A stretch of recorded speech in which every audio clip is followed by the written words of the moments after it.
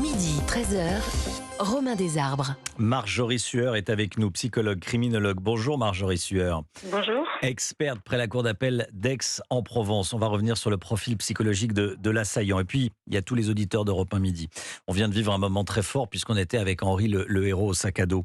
Oui. Je voudrais entendre Jo. Jo qui est... Ah, Jo qui a raccroché. On va l'entendre dans un instant, dans quelques instants. Marjorie Sueur. Oui. Examen psychologique de l'agresseur ce matin. Son état est compatible avec la garde à vue. Déjà, qu'est-ce que ça veut dire? Expliquez-nous ce que ça veut dire. Alors ce matin, c'est pas une expertise psychologique qu'il a passée. Oui, Donc il faut savoir que c'est le juge qui demande effectivement, qui s'entoure de professionnels, donc d'experts, de façon à ce qu'on puisse lui apporter les connaissances que lui n'a pas dans le domaine en question, afin de l'aider à prendre sa décision. Donc l'expert psychiatre, lui, il a pour mission en fait de voir si il va devoir jauger s'il est cohérent, on va dire, dans ses propos, s'il peut effectivement, l'objectif c'est de déterminer aussi le discernement qu'il peut avoir, le discernement au moment des faits. Quand on fait vraiment l'expertise psychiatrique, il va donc devoir déterminer son discernement, abolition, altération, ou au contraire, il a bien conscience de ce qu'il faisait au moment où il produit les faits qui lui sont reprochés. Il va devoir évaluer aussi la dangerosité de la personne, savoir si, suivant ce qu'il va avoir déterminé, si on peut le mettre sous contrôle judiciaire ou s'il va partir, je dirais, en détention provisoire, de façon à éventuellement éviter le risque de récidive et le risque de réitération des faits. Il va éventuellement aussi voir s'il y a une pathologie mentale qui est déjà présente, qui a dans le passé, donc, ou s'il présente effectivement des symptômes d'une pathologie mentale et s'il y a un besoin d'un suivi médical, d'un traitement médical. ouais. Donc ça, c'est vraiment le but de l'expert psychiatre. C'est vraiment éclairer sur tout le côté mental, on va dire, de la personne. Voilà. Alors que l'expertise psychologique, Oui. nous, on est beaucoup plus centré sur l'individu, son histoire, son développement personnel, la façon qu'il a eu de se construire. Ouais. Dans une enquête, là, on n'en est pas à chercher à comprendre dans quel état il était hier matin au moment des faits. Hein. On est d'accord. C'est un profil psychologique, un portrait psychologique et psychiatrique de l'individu. Oui, oui, là c'est vraiment savoir s'il est cohérent, c'est mesurer aussi si l'agitation psychomotrice qu'il manifeste. Il y a aussi s'assurer qu'il comprenne les questions. Alors là, on a encore un problème de langue, donc il faut s'entourer de sapiteurs, donc de personnes qui vont être là pour justement jouer le rôle de traducteur. Donc on va tenir compte de son comportement et de sa cohérence ou de l'absence de cohérence dans ses réponses, de façon à voir si effectivement il peut être, je dirais, sujet à la garde à vue ou pas. En regardant les vidéos de l'agression, vous les avez vues, j'imagine. Un peu comme tout le Un monde. peu comme tout le monde, voilà. Est-ce que quelque chose apparaît dans le comportement de ce réfugié syrien, de cet individu qui peut vous éclairer? Qu'est-ce que vous vous êtes dit en tant que psychologue, criminologue et experte près la cour d'appel d'Aix-en-Provence? Qu'est-ce que vous êtes dit en voyant ces vidéos? En fait, le côté déterminé. Enfin, il se dirige, il est. Ce qui est, oui, interpellant, c'est le côté déterminé de ce qu'il est en train de faire, et ce côté où même qu'il voit qu'il est entouré, qu'il y a des gens qui réagissent, qu'il y a les cris, ou il y a effectivement donc Henri qui intervient. Vous voyez que malgré le fait qu'il soit vu, surpris, il continue quand même dans sa détermination, puisqu'il se dirige vers un couple de personnes âgées sur un banc. Oui. Il a été vu plusieurs jours de suite avant le drame, en train de Oui, regarder l'aire de jeu. C'est ce que oui. disait un glacier qui se trouve dans cette zone. Hein. Il y a des enfants, il y a des touristes, il y a des passants, il y a un vendeur de glace. Bon, qu'il a vu plusieurs fois regardant l'aire de jeu, plusieurs jours de suite. Qu'est-ce Ben, que ça peut vouloir dire? après, ça vient nous interroger. Hmm. C'est qu'est-ce qui a fait, en fait, c'est la focalisation. C'est qu'est-ce que ces enfants pouvaient représenter pour lui. En sachant qu'il est père d'un enfant du même âge que ses victimes, qu'est-ce qui s'est passé dans sa tête? Qu'est-ce qu'il a projeté? Comment on peut expliquer qu'en étant parent, on puisse s'en prendre à un enfant? Alors déjà, dans notre inconscient collectif, c'est impensable qu'on puisse s'en prendre à des enfants puisqu'ils représentent l'innocence. Donc, qu'est-ce qui fait que lui, il revient sans cesse dans cette terre-là? Est-ce que c'est parce qu'il est éloigné éventuellement de son enfant? Quelle est l'émotion qui le nourrit pour que ce jour-là, muni de son couteau, il arrive et effectivement il passe à l'acte? Oui. Qu'est-ce que le fait de voir ses enfants rire, jouer, qu'est-ce que ça vient dégager chez lui? Quel sentiment éventuellement de colère, de haine ou d'impuissance, je ne sais pas, qui peut avoir fait que là il est passé à l'acte? Oui. On peut noter que les petites victimes ont entre 2 et 3 ans, ont l'âge Oui. de l'enfant de l'agresseur qui a De 3 son ans. enfant, Ah oui. oui. Oui, tout à fait. C'est pour ça que c'est interpellant, parce que c'est comme s'il s'en prenait à son propre enfant. Donc, qu'est-ce qui fait que malgré le fait qu'il puisse identifier ses victimes comme son propre enfant, il soit quand même passé à l'acte? Oui. Jo, on a retrouvé Jo. Bonjour Jo. Oui, bonjour Romain. Merci d'être avec nous. Vous êtes Mais policier ou ancien policier? Vous êtes policier. Vous non, êtes- je suis actuellement encore policier. Ouais. Oui, policier. Oui, oui. Vous nous appelez des Hauts-de-France. On ne va pas en dire Oui, plus. voilà. Vous nous dites que vous êtes très ému, j'imagine. Vous êtes policier et papa de 4 enfants. Hein. Oui, voilà, tout à fait. Et lorsque j'ai vu ce qui s'est passé hier matin, j'ai été vraiment bouleversé. Comment ne pas l'être? Comment ne pas Oui, l'être? je pense que, comme disait effectivement ce jeune homme de 24 ans, qui a eu un courage énorme, énorme. Je pense que oui, toute la France, voire même au-delà de la France, je pense que le monde même est bouleversé. Vous voulez que je vous dise, il y a des rédactions étrangères qui veulent l'avoir en interview. Ça, c'est une information que je peux vous donner. Il y a des rédactions Oui, étrangères qui veulent l'avoir en interview. Ça va avoir une répercussion, en tout cas européenne et peut-être même mondiale, ce qu'il a mondial, fait. Qu'est-ce que vous en avez pensé? mondial, tout à fait. Vous l'avez écouté, Henri, hein, il était en direct avec nous dans Europe 1 Midi. Et je l'ai trouvé. Alors j'ai employé un terme un peu voilà, j'ai 52 ans, hein, mais je l'ai trouvé génial. Oui. Voilà, parce que alors il est catholique. Moi, Oui. je suis agnostique. Voilà. Malgré le fait que j'ai été baptisé, j'ai fait ma communion et ma confirmation et j'ai eu l'occasion de lire tous les textes, enfin tous les textes, tout au moins les textes Ouais. principaux, à savoir la Bible, les 4 évangiles, l'Ancien Testament, le Nouveau Testament, le Coran, la Torah, voilà. Et il disait Et que sa foi lui avait donné une force. Hein. je pense que sa foi lui a donné une force, mais je pense qu'en même temps, c'est sa qualité Ah. d'être humain, c'est son humanité qui lui a donné de la force, voilà. Il nous a Et bouleversés. Il nous a bouleversés. je Oui, Jo, allô? pardon Romain, mais Oui. je suis moi-même très bouleversé. Voilà. Oui. Très bouleversé parce que, et comme le disait cette dame qui est psychologue, juste avant, Marjorie Sueur, qui est je- encore avec nous. Marjorie Sueur. d'accord. Bonjour madame.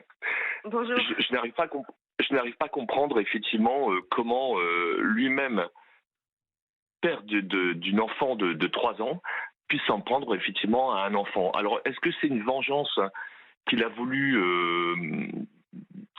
faire et ne voulant s'en prendre à son enfant, il s'en est pris à d'autres enfants?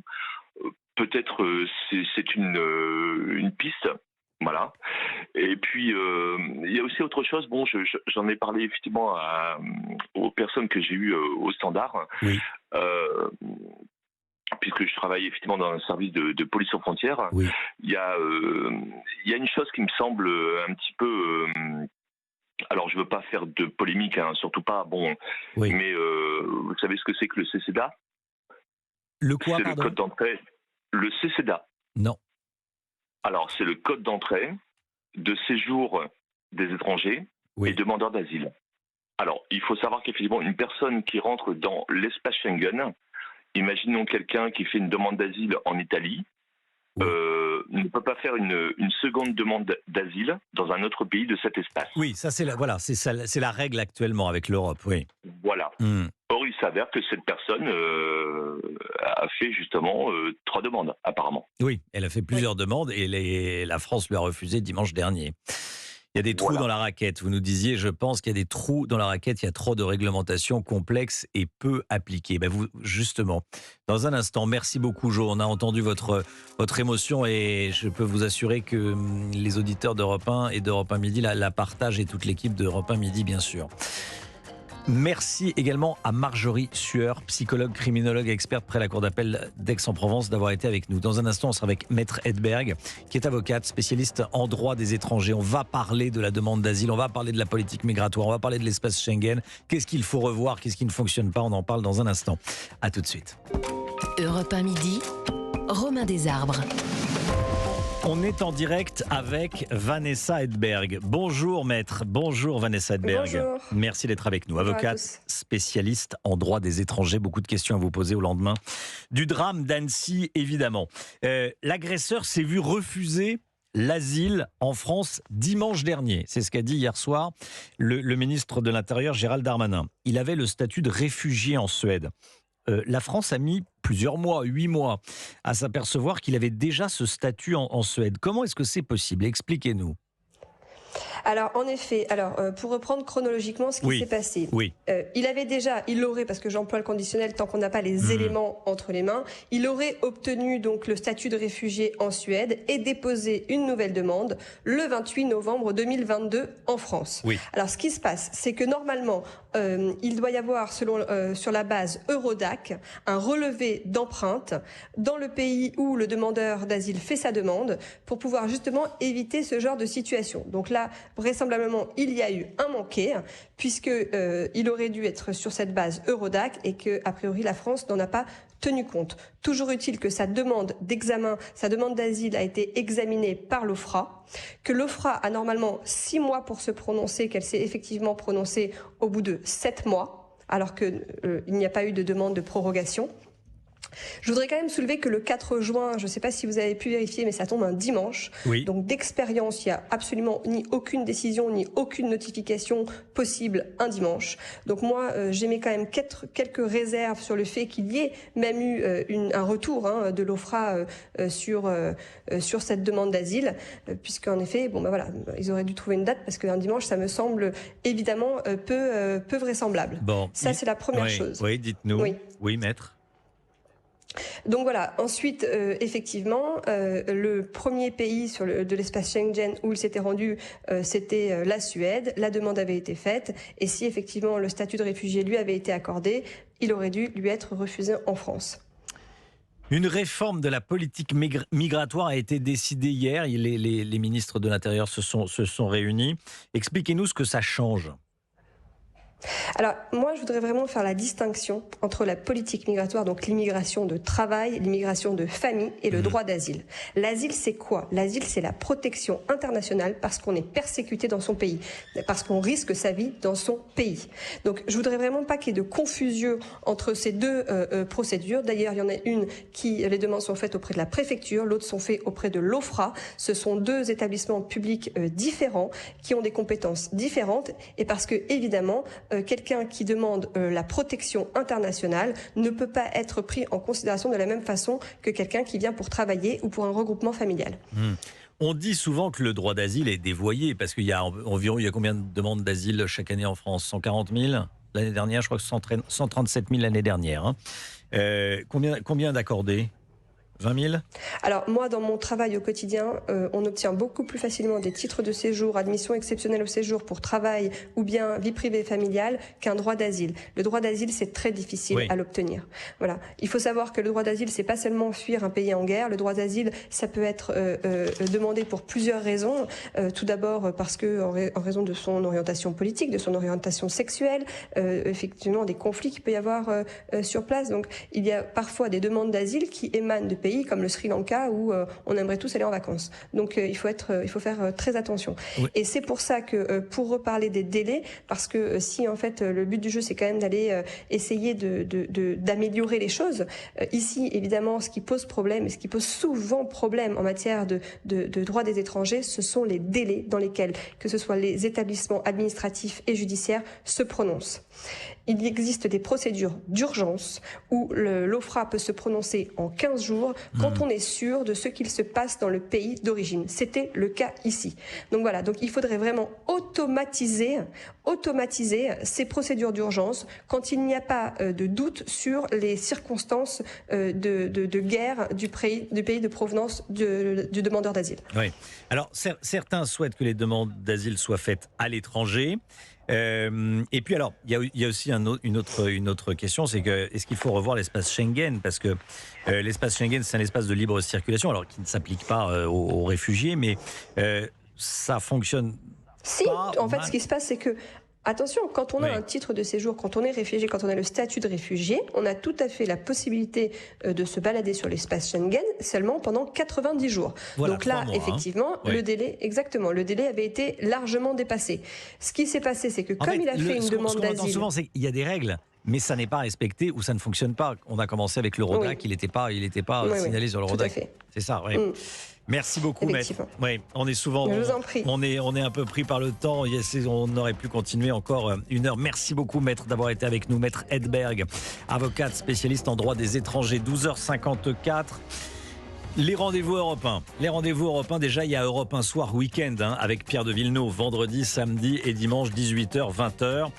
Ce soir, il sera évidemment question de l'actualité à Annecy. Il y aura également un direct il y aura également du Roland-Garros, bien sûr, et puis, mais surtout ce qui s'est passé à Annecy. Europe 1 Soir Week-end, Pierre de Villeneuve. Ça, c'est votre rendez-vous.